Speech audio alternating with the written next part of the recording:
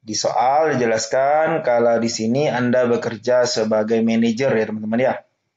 Kemudian pada hari ini perusahaan mengadakan acara gathering untuk merayakan pencapaian tim yang berhasil mencapai target penjualan. Acara ini sudah dijadwalkan jauh-jauh hari dan semua karyawan diundang. Semua karyawan diundang, termasuk Anda. Di saat yang bersamaan Anda menerima panggilan. Oke. Di saat bersamaan Anda belajar bersama Pak Reza, menuntut ilmu menggapai cita. Ikhtiar dan doa lakukan bersama, sukses tujuan di akhir cerita. apa saja yang perlu teman-teman persiapkan sebelum menghadapi tes P3K 2024? Yang pertama, teman-teman harus membuat jadwal belajar dan alokasikan waktu minimal 30 menit setiap hari. Yang kedua, teman-teman harus belajar secara konsisten, berlatih dengan soal ujian, evaluasi diri dengan mengikuti TO, dan jaga kesehatan fisik dan mental. Nah, kelima poin ini harus teman-teman persiapkan sebelum teman-teman mengikuti ujian P3K 2024. Kisi-kisi kompetensi manajerial berdasarkan Permenpan RB nomor 652 tahun 2023. Berarti ini yang terbaru ya kawan-kawan ya. Nah, kisi-kisi yang pertama yaitu integritas yang berisikan jujur, peduli, mandiri, disiplin, tanggung jawab, kerja keras, sederhana, berani, dan adil ya. Yang kedua, kerjasama. Yang ketiga, komunikasi. Yang keempat, orientasi pada hasil. Yang kelima, pelayanan publik. Yang keenam, pengembangan diri dan orang lain. Yang ketujuh, mengelola perubahan. Dan yang ke-8, pengambilan keputusan. Jadi teman-teman, ke-8 kisi-kisi inilah yang terdapat di dalam soal-soal kompetensi manajerial. Silahkan teman-teman pelajari dan teman-teman hafalkan ya, untuk teman-teman agar mudah menjawab soal-soal manajerial. Selanjutnya, saya akan bahas kisi-kisi kompetensi sosiokultural. Yang pertama, kepekaan terhadap keberagaman, kemampuan berhubungan sosial, kepentingan terhadap pentingnya persatuan, dan yang terakhir adalah empati. Soal nomor 1. Anda bekerja sebagai manajer di sebuah perusahaan. Pada hari ini, perusahaan mengadakan acara gathering untuk merayakan pencapaian tim yang berhasil mencapai target penjualan tahunan. Acara ini sudah dijadwalkan jauh-jauh hari dan semua karyawan diundang, termasuk Anda.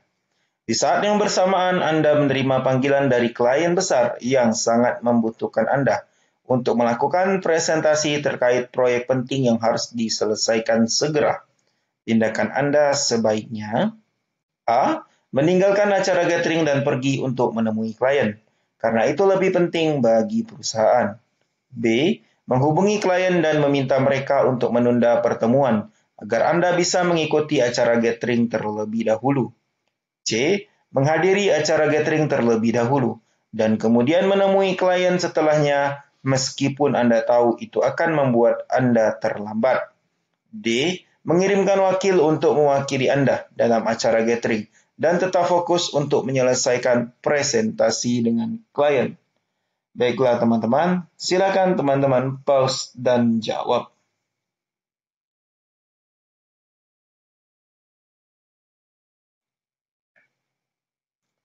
Cukup ya teman-teman ya, kita bahas soal ini bersama-sama. Di soal dijelaskan kalau di sini Anda bekerja sebagai manajer ya teman-teman ya. Kemudian pada hari ini perusahaan mengadakan acara gathering untuk merayakan pencapaian tim yang berhasil mencapai target penjualan. Acara ini sudah dijadwalkan jauh-jauh hari dan semua karyawan diundang. Semua karyawan diundang, termasuk Anda. Di saat yang bersamaan Anda menerima panggilan. Oke. Di saat bersamaan Anda menerima panggilan dari klien besar yang sangat membutuhkan Anda untuk melakukan presentasi terkait proyek penting. Ini penting ya teman-teman ya. Yang harus diselesaikan segera. tindakan Anda. Teman-teman, soal ini ingin melihat bagaimana cara teman-teman berorientasi pada hasil. Teman, di sini ada dua kegiatan ya teman-teman ya, yang mungkin tidak bisa teman-teman tinggalkan karena di sini posisi teman-teman adalah sebagai manajer. Jadi pilihlah jawaban teman-teman. Teman-teman tidak meninggalkan keduanya dan teman-teman itu mementingkan proyek ini teman-teman. Mementingkan bertemu dengan klien besar ini. Karena ini adalah proyek penting ya. Jadi pilihlah jawaban yang menggambarkan apa yang Pak Riza sampaikan tadi. Coba kita lihat yang A. Meninggalkan acara gathering dan pergi untuk menemui klien. Karena itu lebih penting bagi perusahaan. Oke, kita tahan dulu ya teman-teman ya. Kita tahan dulu jawaban yang A. Cek jawaban yang B. Menghubungi klien dan meminta mereka untuk menunda pertemuan agar Anda bisa mengikuti acara gathering terlebih dahulu. Oke, berarti ini keduanya dapat ya teman-teman ya. Gatheringnya dapat, terus untuk bertemu kliennya dapat. Nah, sedangkan yang A hanya klien yang kita pentingkan. Gathering kita tinggalkan. Bukan tidak bagus teman-teman, bagus. Tapi di sini masalahnya Anda seorang manajer dan acara ini sudah dijadwalkan jauh-jauh hari. Nah, teman-teman ya. Jadi yang A kurang tepat teman-teman. Nah, masih lebih tepat yang B. Sekarang kita bandingkan dengan yang C. Menghadiri acara gathering terlebih dahulu dan kemudian menemui klien setelahnya. Meskipun Anda tahu itu akan membuat Anda terlambat. Masih lebih tepat yang B, teman-teman. Kenapa? Karena teman-teman menghubungi dulu klien untuk menunda pertemuan. Sedangkan yang C tidak dihubungi. Jadi klien menunggu. Itu justru tidak bagus ya. Jadi yang C kurang tepat. Kita eliminasi, teman-teman. Sekarang kita bandingkan dengan yang D. Mengirimkan wakil untuk mewakili Anda dalam acara gathering. Dan tetap fokus untuk menyelesaikan presentasi dengan klien. Ini jawaban bagus, teman-teman. Kedua acara bisa kita laksanakan secara berbarengan. Gathering kita wakili dengan wakil kita. Karena kita manajer, pasti ada wakil. Ya, atau asisten teman-teman ya. Dan kita fokus menyelesaikan presentasi dengan klien. Jadi kita berorientasi pada hasil. Kedua acara tidak kita tinggalkan. Jadi daripada yang B lebih tepat yang D ya teman-teman ya. Mengirimkan wakil untuk mewakili Anda dalam acara gathering. Dan tetap fokus untuk menyelesaikan presentasi dengan klien. Yang D ini poinnya 4. B poinnya 3. Kemudian A poinnya 2 dan C poinnya 1, teman-teman ya. Soal nomor 2. Denny bertugas di sebuah pelayanan pembayaran. Perusahaan tempatnya bekerja hanya menerima pembayaran menggunakan e-wallet. Suatu hari datang seorang ibu yang ingin membayar menggunakan uang cash sebab tidak memiliki e-wallet. Peraturan perusahaan tidak memperbolehkan menggunakan uang cash. Tindakan Denny sebaiknya A. Membantu ibu tersebut menggunakan e-walletnya, meski perusahaan melarangnya. B. Memberikan pengecualian pada ibu tersebut sebab empati. C. Meminta ibu tersebut membayar menggunakan e-wallet anggota keluarga lainnya. D. Meminta ibu tersebut tetap menggunakan e-wallet untuk pembayaran sembari mengajarkan cara menggunakannya. Baiklah teman-teman, silakan teman-teman pause dan jawab. Oh iya teman-teman ya, yang dimaksudkan dengan opsi A ini adalah menggunakan e-wallet Denny ya. Menggunakan e-wallet milik Denny teman-teman ya. Itu maksud opsi jawaban yang A. Baiklah teman-teman, silakan teman-teman pause dan jawab.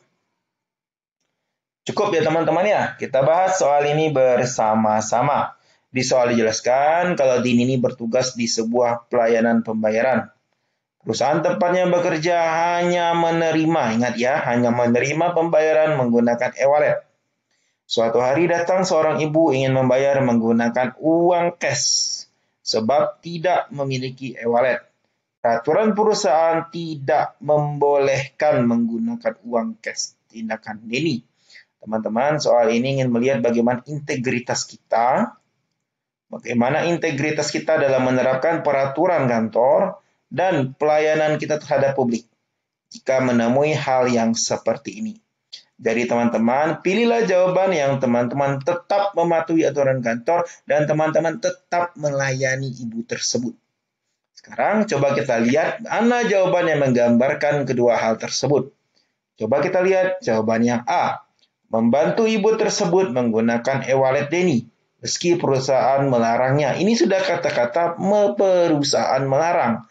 Kalau kita pilih jawaban yang A, kita bukan orang yang berintegritas, ya Bapak Ibu ya. Jadi yang A ini kita eliminasi, teman-teman. Kita lihat opsi jawaban yang B. Memberikan pengecualian pada ibu tersebut sebab empati. Empati bukan alasan untuk melanggar peraturan perusahaan, ya teman-teman ya.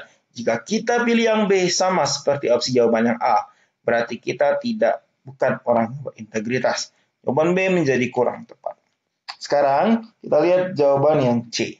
Meminta ibu tersebut membayar menggunakan e-wallet anggota keluarga lainnya. Nah, ini bagus ya teman-teman solusi ini ya. Jadi kita tidak melanggar perusahaan, tidak melanggar peraturan perusahaan dan tetap melayani ibu tersebut. Sekarang kita bandingkan dengan jawaban yang D. Meminta ibu tersebut tetap menggunakan e-wallet untuk pembayaran sembari mengajarkan cara menggunakannya. Nah, ini bagus teman-teman. Ya, jadi kita minta ibu tersebut tetap menggunakan e-wallet, kita ajarkan cara menggunakannya. Siapa tahu ibu tersebut tidak bisa menggunakan e-wallet. Jadi, dibanding opsi C, lebih tepat opsi D, teman-teman. Meminta ibu tersebut tetap menggunakan e-wallet untuk pembayaran, sembari mengajarkan cara menggunakannya ya. Jadi, poin D ini adalah 4, teman-teman ya. C3, B2, dan A1, teman-teman. Soal nomor 3. Herman adalah karyawan di sebuah perusahaan. Di perusahaan tersebut, Herman ditunjuk sebagai ketua tim pemasaran. Suatu hari, ada karyawan baru yang tergabung di tim Herman. Karyawan baru tersebut tidak bisa mengerjakan beberapa tugas tim pemasaran. Tindakan Herman sebagai ketua tim adalah A. Meminta temannya untuk memandu. B. Memintanya untuk belajar mandiri, mencontoh yang lain. C. Memintanya belajar seharian penuh sebelum turun ke lapangan. D. Memandunya untuk mengerjakan beberapa tugas tersebut. Baiklah teman-teman, silakan teman-teman pause dan jawab. Cukup ya teman-teman ya, kita bahas soal ini bersama-sama. Di soal dijelaskan kalau Herman ditunjuk sebagai ketua tim pemasaran. Suatu hari ada karyawan baru yang tergabung di tim Herman. Karyawan itu tidak bisa mengerjakan beberapa tugas. Tindakan Herman sebagai ketua tim. Nah teman-teman, di soal ini ingin melihat bagaimana cara kita bekerja sama. Ya, cara kita bekerja sama dengan baik dalam sebuah tim. Apalagi kita di sana adalah ketua tim.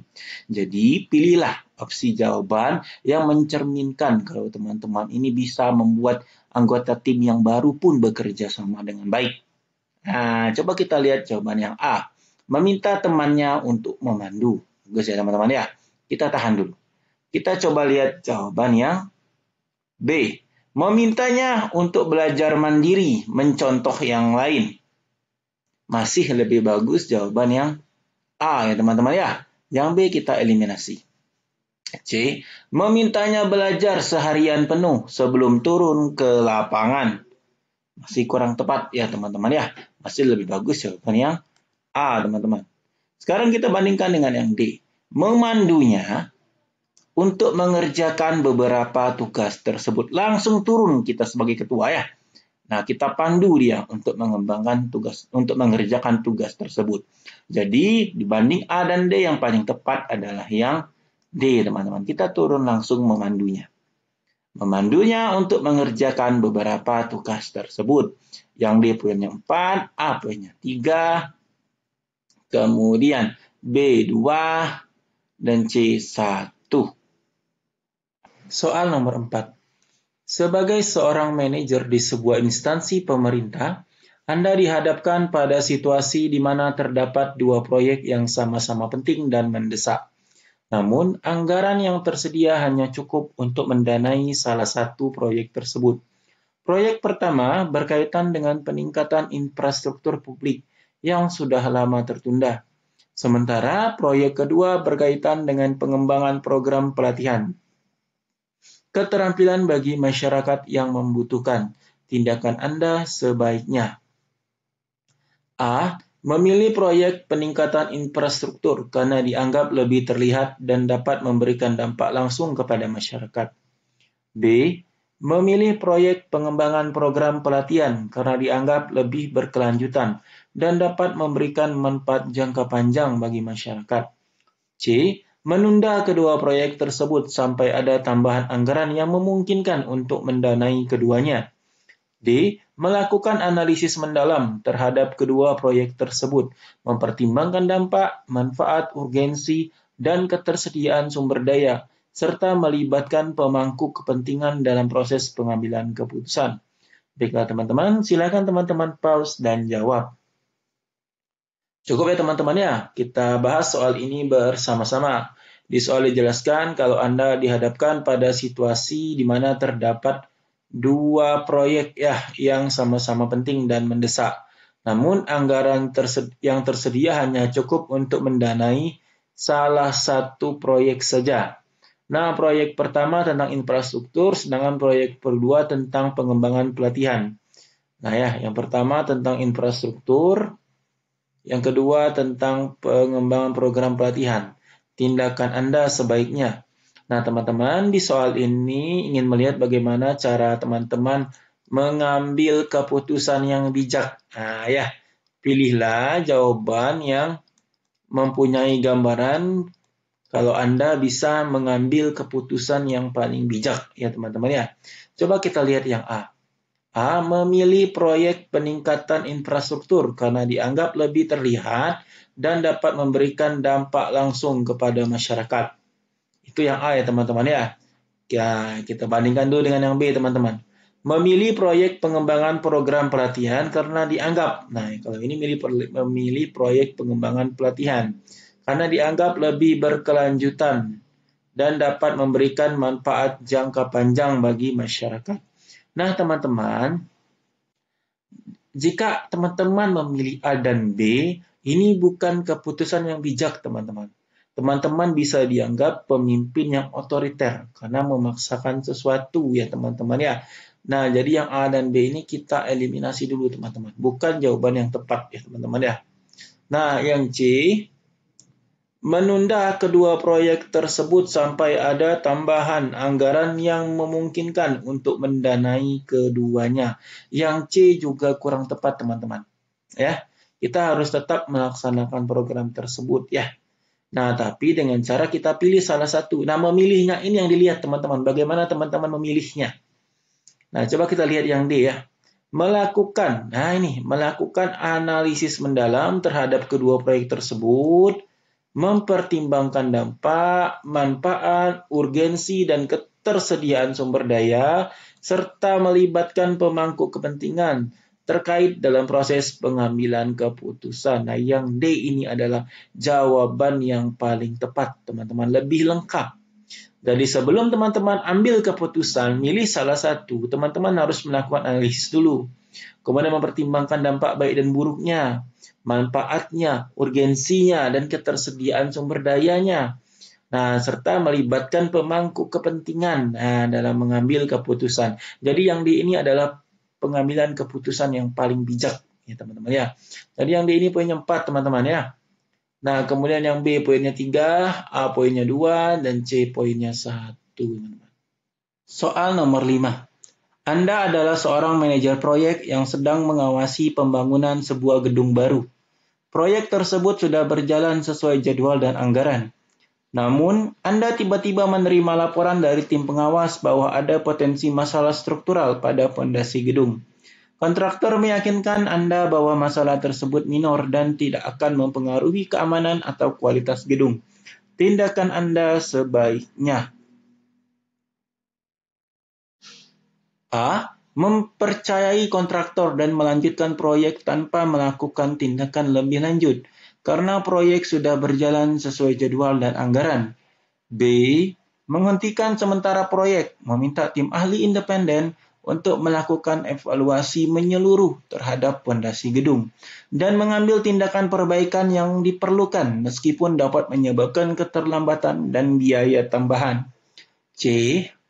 Meminta kontraktor untuk memberikan jaminan tertulis bahwa masalah struktural tersebut tidak akan berdampak pada keamanan atau kualitas gedung.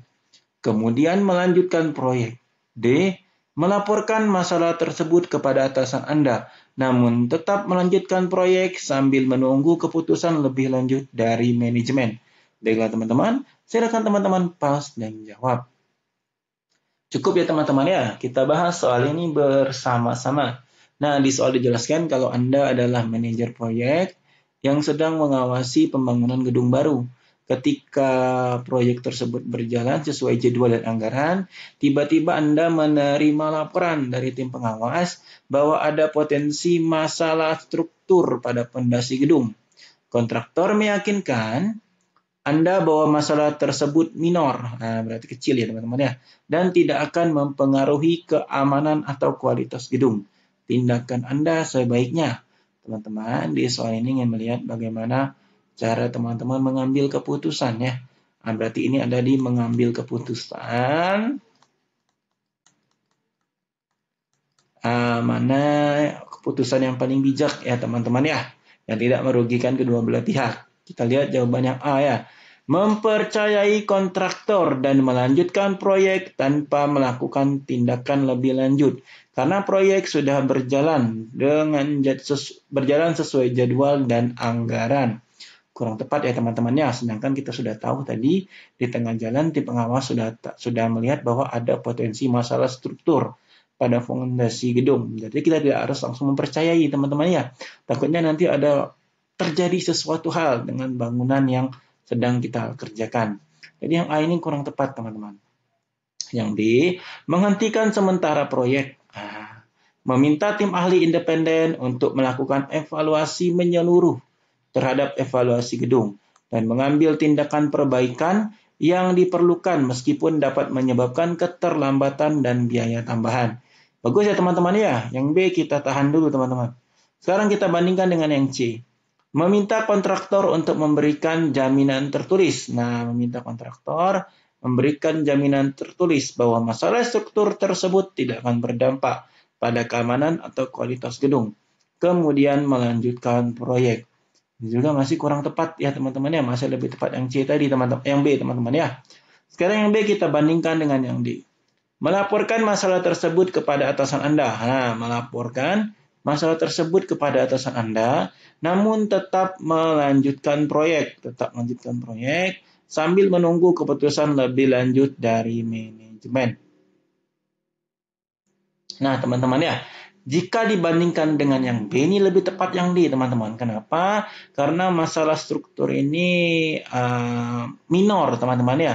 Tidak mempengaruhi keamanan.